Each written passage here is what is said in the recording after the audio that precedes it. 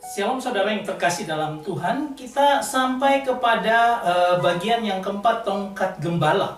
Ini merupakan penghiburan berjalan bersama Tuhan, dan kita bisa melihatnya dalam Mazmur pasal 23 ayat yang keempat. Coba kita lihat bersama, ini gambaran daripada ungkapan daripada Alkitab ketika menyatakan Tuhan adalah gembala yang baik. Ayat keempat berkata, sekalipun aku berjalan dalam lembah kekelaman, aku tidak takut bahaya, sebab engkau besertaku, gadamu dan tongkatmu, itulah yang menghibur aku. Jadi tongkat di sini berfungsi sebagai penghiburan.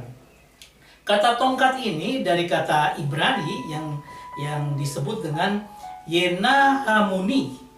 Dalam akar katanya adalah nakam, ya. Jadi ini bicara tentang apa? Bicara tentang penghiburan di tengah kedukaan atau consolation, ya. Jadi ketika kita merasa ada pergumulan yang luar biasa, kehilangan orang, nah di sini ada penghiburan. Dan kedua, bicara tentang penyesalan atau perubahan pikiran, ya. Kalau misalnya dikatakan Tuhan menyesal menggunakan kata nakam ini, bukan berarti Tuhan gagal dalam rencananya, tapi Tuhan grief, Tuhan menarik nafas yang panjang.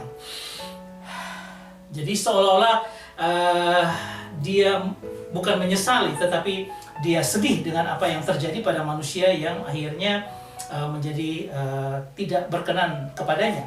Kemudian ada belas kasihan dan iba. Ini adalah compassion. Dan terakhir adalah tentang kelegaan atau istirahat, ya. Seperti kita dari segala sesuatu perjuangan kita, kemudian ada sebuah rest, ada sebuah istirahat bagi kita. Nah, kalau kita lihat dari gramatikal, kata menghibur ini artinya apa? Bahwa kalau dia dikatakan intensif aktif karena dia pil, ya, itu artinya intensif aktif, di mana apa? Penghiburan ini, Tuhan menghibur ini dilakukan intens dalam kehidupan kita. Ketika seorang anak Tuhan bergumul, Tuhan akan bersama dia dan akan menghibur dia. Dan bukan hanya itu, tetapi ini dilakukan secara imperfect, artinya tidak selesai dan terus-menerus itu terjadi dalam kehidupan kita. Sehingga kita bisa merefleksikannya dalam kehidupan kita bahwa apa?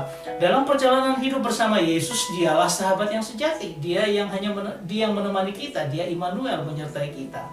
Dan ini harus menjadi kekuatan pengharapan kita di tengah pergumulan hidup, karena dialah sumber kekuatan dan penghiburan yang sejati.